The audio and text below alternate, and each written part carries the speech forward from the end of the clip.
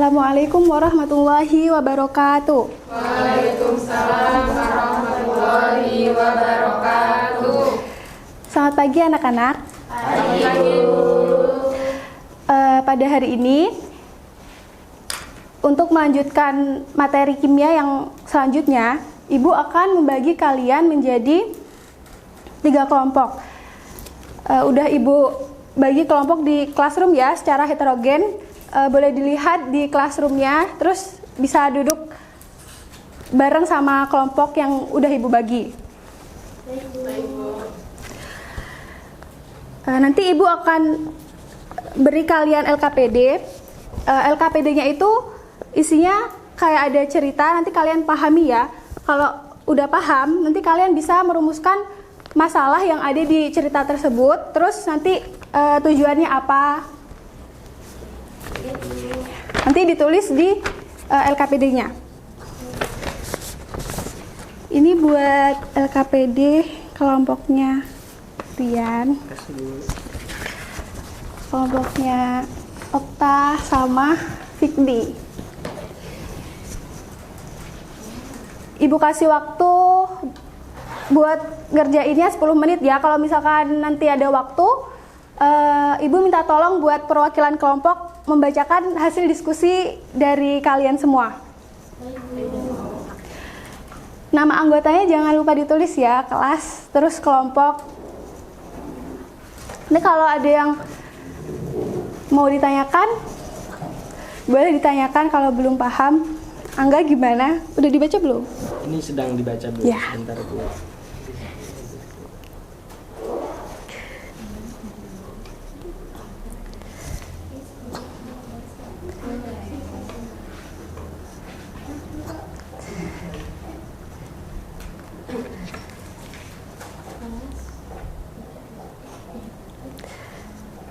Dek Sherin, paham kan apa yang disuruh tadi?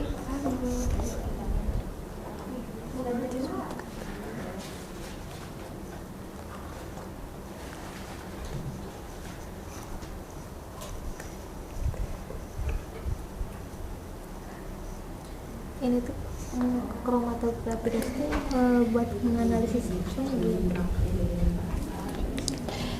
Jadi ini kan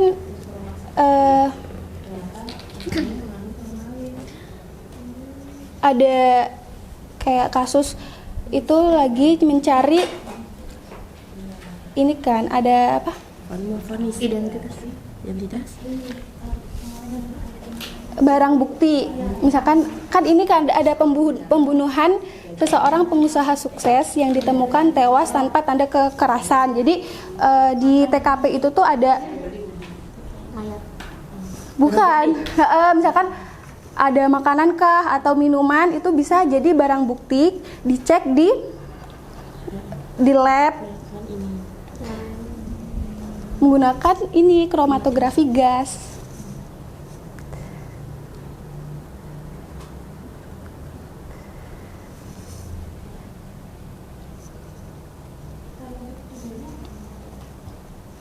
Dek Fik ini ada kesusahan. Dek Najwa bisa ikut ini ya, gabung.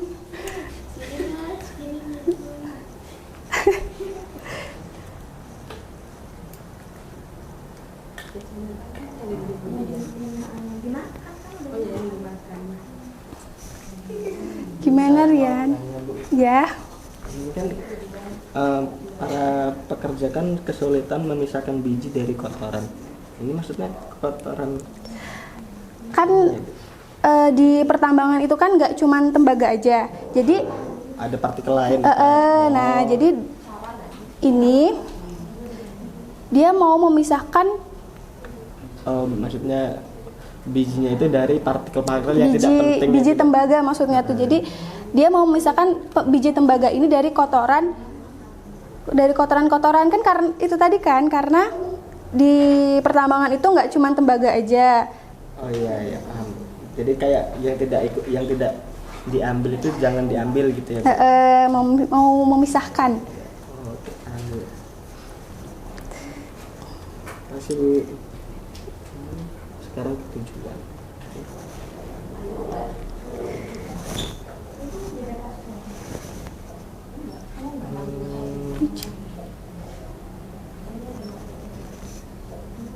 Kalau ini berarti masalahnya apa? Mungkin ini tadi bagaimana cara memisahkan biji tembaga dari kotoran. Ya. Berarti tinggal tujuannya ya.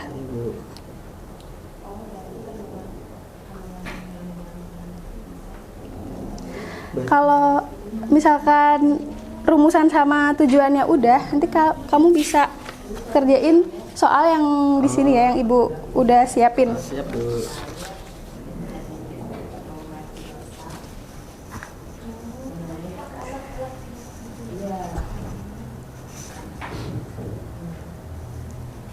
Gimana?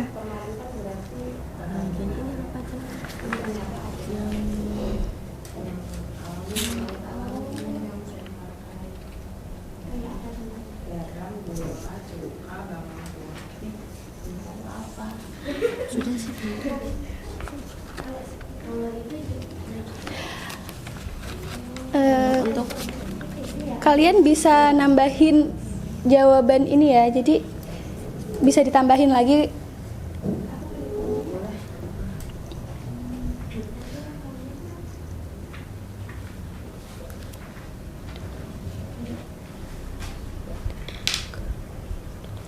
bisa buat mengidentifikasi identitas juga sih. Kenapa? Bidang forensik bisa buat identifikasi identitas kan kayak Ya, bisa. misal orang apa mayat itu kayak udah hancur gitu kan, otomatis kan kita nggak bisa. Nah, berarti apa ilmu kimia di bidang forensik itu bisa mengidentifikasi identitas. Iya, bisa. Pintar sekali adik aja.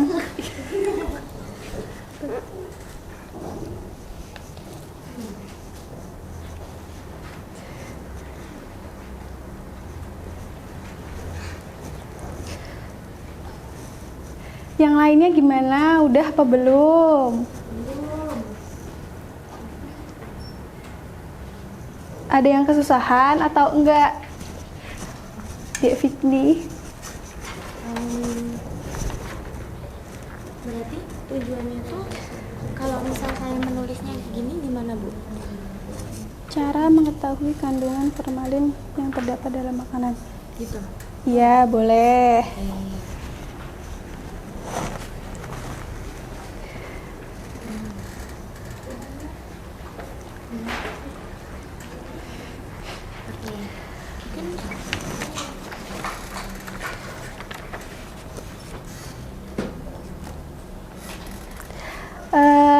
Kalian bisa menambahkan di sini ya, itu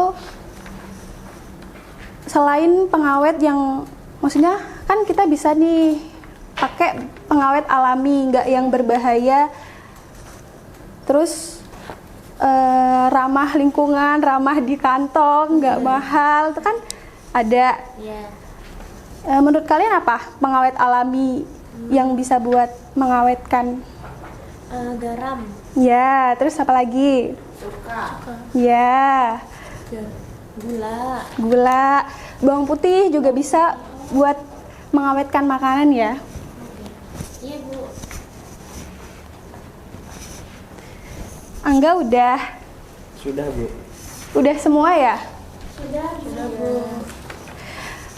Karena waktunya masih cukup, jadi Ibu minta perwakilan buat bacain hasil diskusi kalian ya. Buat kelompoknya di Ajeng dulu. Kasusnya itu detektif pidana. Jadi ada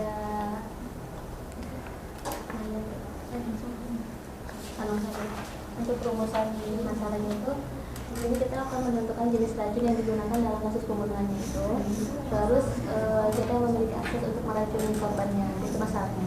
Nah, untuk tujuannya itu di sini kita menentukan jenis racun yang digunakan dengan teknik kimia forensik, terus mengungkapkan siapa pelaku pembunuhan dan motif melalui penyelidikan forensik itu. Nah, terus peran utama ilmu kimia dalam bidang forensik ini bisa menganalisis dan mengidentifikasi bahan kimia yang ditemukan untuk mengungkapkan fakta-fakta yang terkait dengan tindakan kriminal. Terus juga mengidentifikasi identitas mayat tanpa identitas pengenal. Nah, untuk teknik yang digunakan oleh dokter Budi itu untuk mengidentifikasi racun digunakan di TKP itu dengan menggunakan teknik kromatografi gas untuk mengidentifikasi racun cyanida dalam kelas yang ditemukan di TKP. Jadi bisa menyimpulkan nggak kelompoknya Ajeng, Kak, ilmu forensik itu berarti buat apa? Jadi kasusnya misal korban sama tersangka itu lagi sedang makan bareng di kafe atau di tempat makan, terus si korbannya pulang ke rumah tiba-tiba meninggal. Iya kan, serem kan kayak gitu. Terus tanpa kekerasan gitu loh. Jadi kita bisa mengambil sampel di makanan tersebut terus dicek oleh siapa? Oleh orang kimia dong. Kan yang di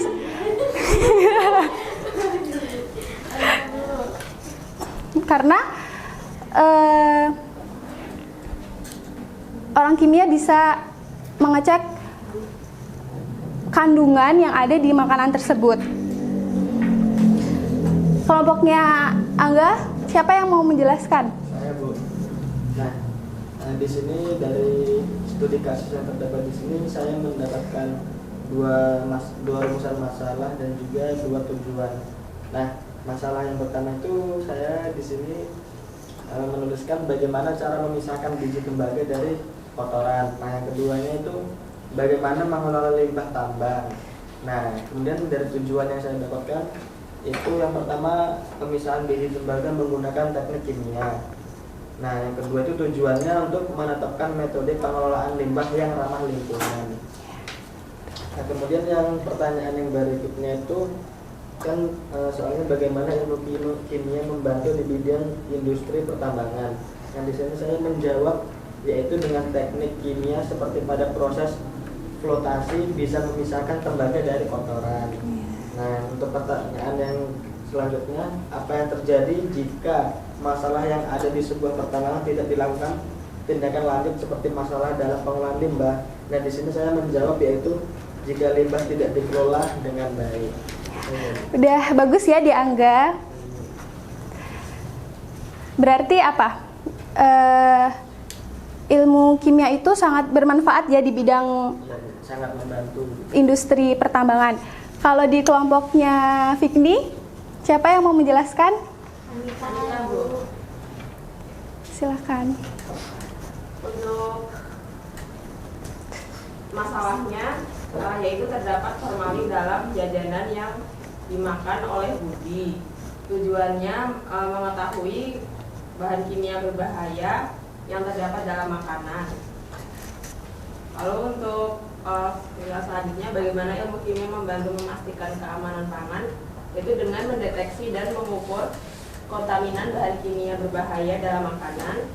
Teknik seperti kromatografi gas, kromatografi cair, kinerja tinggi atau HPLC, dan spektrometri massa digunakan untuk memastikan bahwa makanan tersebut bebas dari zat-zat berbahaya. Lalu apa yang terjadi jika kita selalu mengkonsumsi jajanan yang mengandung pengawet berbahaya? Pengawet berbahaya dapat meningkatkan resiko terjadinya kanker jika dikonsumsi dalam jumlah besar atau dalam waktu yang lama.